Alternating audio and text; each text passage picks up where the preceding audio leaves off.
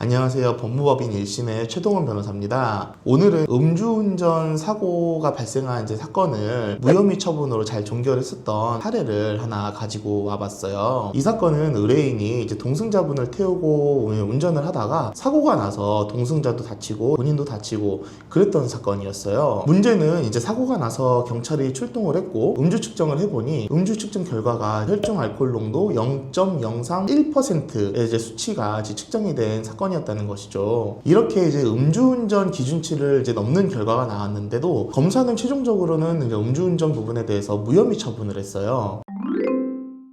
어떻게 이런 결과가 가능했을까요? 여러분, 교통사고가 나면 보통 어떻게들 하세요? 보통 보험 처리를 하거나 치료비를 지급하고 원만히 합의를 하는 경우가 대부분일 거예요. 그래서 사실 교통사고가 난 일로 경찰서까지 가는 일이 잘 있지도 않아요. 교통사고 처리 특례법은 교특치상이라고 해서 차의 운전자가 교통사고로 인하여 업무상 과실치상죄를 지었을 때 그때를 처벌 대상으로 규정을 하고 있고요. 다만 피해자랑 원만히 합의해서 피해자가 처벌을 원하지 않는다는 뜻을 표시해 주거나 아니면 운전자가 종합보험에 가입해 있는 경우에는 검사가 공소 제기를 할 수 없다라고 규정을 하고 있어요. 그렇기 때문에 교통사고가 나더라도요, 종합보험에 가입되어 있거나 아니면 피해자랑 원만히 합의하면은 형사사건으로 가지는 않는 것이죠. 그런데 12대 중과실 사고라든지 뺑소니라든지 음주 측정 거부, 음주 측정 방해 사건의 경우에 또는 단순 상해가 아닌 중상해가 발생한 사건 사고의 경우에는 종합보험에 가입되어 있다고 하더라도 그 자체로 면책이 되지는 않아요. 다만 중상해의 경우에는 종합보험에 가입되어 있다는 이유만으로 면책이 되지는 않지만 피해자와 합의를 하게 되면은 그때는 또 반의사불벌죄가 적용이 돼서 검사가 공소권 없음 처분으로 종결을 하게 됩니다. 바꿔 말하면 12대 중과실 사건, 뺑소니 사건, 음주 측정 거부 사건, 음주 측정 방해행위 사건의 경우에는 합의가 된다고 하더라도 처벌을 피할 수는 없어요.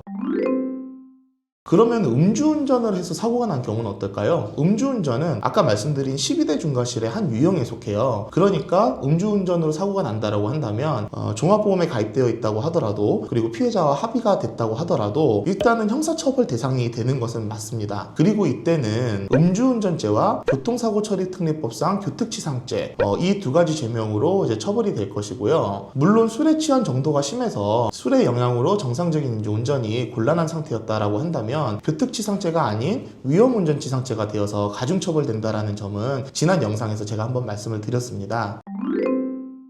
이 사건은 의뢰인이 교통사고를 내서 동승자가 다친 사건이에요. 그리고 출동경찰관이 호흡 측정을 한 결과 혈중 알코올 농도가 0.031% 이상으로서 음주운전으로 입건된 사건이었어요. 그렇지만 검사는 음주운전 부분에 대해서는 무혐의 처분을 했어요. 그리고 단순 교통사고 사건이 되어버렸기 때문에 종합보험에 가입되어 있던 의뢰인으로서는 이 사고 난 부분에 대해서도 공소권 없음 처분을 받아서 무사히 사건이 종결될 수 있었던 그런 케이스였습니다.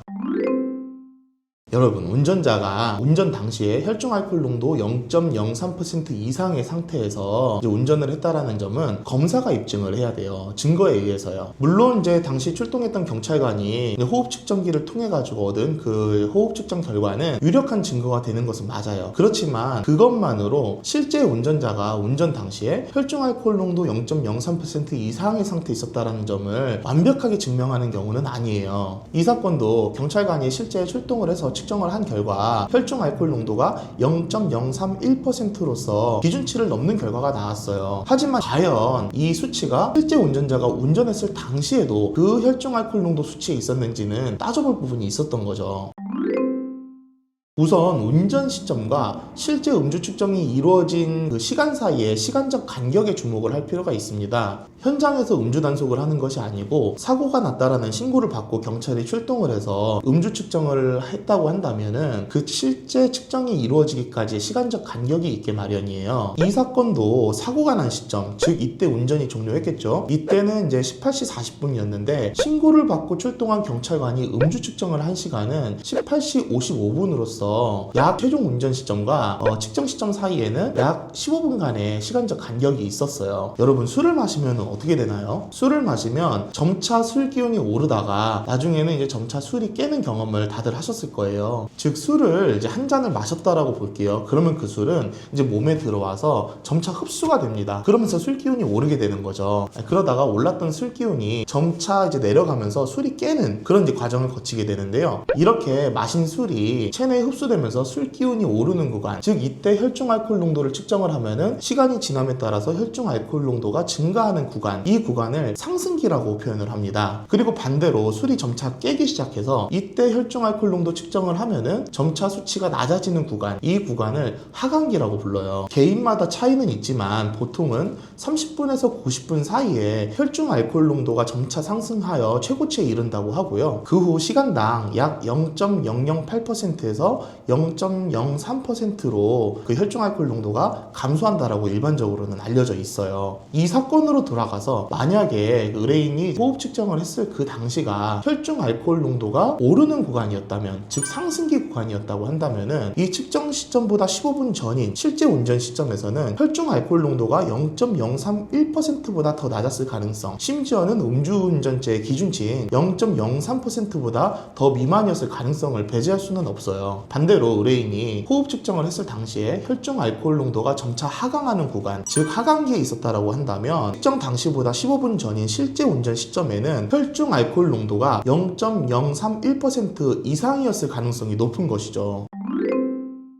그래서 수사기관으로서는 술을 마신 최종 시간이 언제인지 정도는 명확하게 증거로 특정을 해야 돼요. 그런데 자료를 보아도 의뢰인이 최종 음주 시점이 언제인지를 조사하지 않은 것이었어요. 변호인으로서는 의뢰인이 운전 종료 당시, 즉 사고 당시에 혈중 알코올 농도가 점차 오르는 구간이었는지 내려가는 구간이었는지조차 확정할 증거가 없는데 어떻게 운전 당시에도 의뢰인이 혈중 알코올 농도가 0.03% 이상의 상태에 있었다라고 단정을 할 수 있는지, 그럴 만한 증거는 이제 보이지 않는다라는 점을 지적하지 않을 수가 없었어요. 두 번째 변수는 구강청결제를 사용했을 가능성이에요. 음주 측정을 할 때는 측정을 하기 전에 경찰이 생수를 한 잔 따라줍니다. 이거는 뭐 마시라고 주는 것은 아니고요. 그 이제 가글을 통해서 입안에 있는 이제 잔류물을 제거한 후에 순수하게 호흡만으로 혈중 알코올 농도를 이제 측정을 하겠다라는 그런 취지예요. 그래서 만약에 구강 내에 뭐 알코올성 성분이 남아있다라고 한다면은 아무래도 실제 혈중 알코올 농도보다는 더 높은 수치가 측정이 될 수가 있겠죠.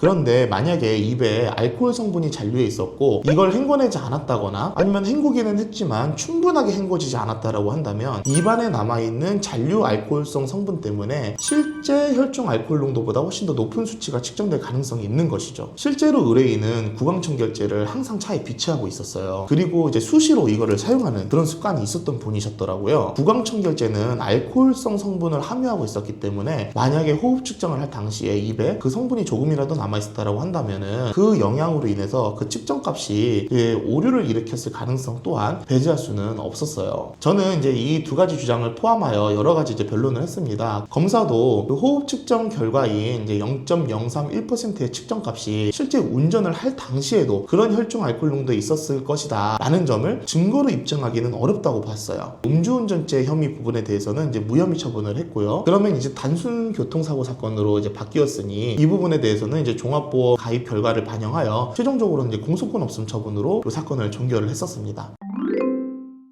여러분, 음주운전은 절대 해서는 안 되고 일어나서도 안 되는 일입니다. 특히 법적으로는 음주운전이 아니니 괜찮다, 뭐 술은 마셨지만 음주운전은 아니니 괜찮다, 이런 생각을 하셔서는 절대 안 돼요. 술은 정말 단 한 잔이라도, 단 몇 방울이라도 입에 댔다고 한다면 절대 운전대를 잡으셔서는 안 됩니다. 다만 이제 음주 단속 측정 수치가 음주운전 기준치인 0.03%의 매우 이제 근사한 값이었다고 한다면은 그것은 이제 잘못 측정되었을 가능성을 배제할 수 없는 것은 사실이에요. 물론 어쨌든 술을 마시고 운전을 한 것은 잘못을 했기 때문에 반성은 하셔야 됩니다. 다만 법적으로 따져볼 부분이 있는지는 한번 짚고는 넘어갈 수는 있을 것 같습니다. 만약 이제 비슷한 문제로 고민 중이시라면 편히 연락주세요. 같이 한번 고민하고 방법을 찾아드리겠습니다. 감사합니다.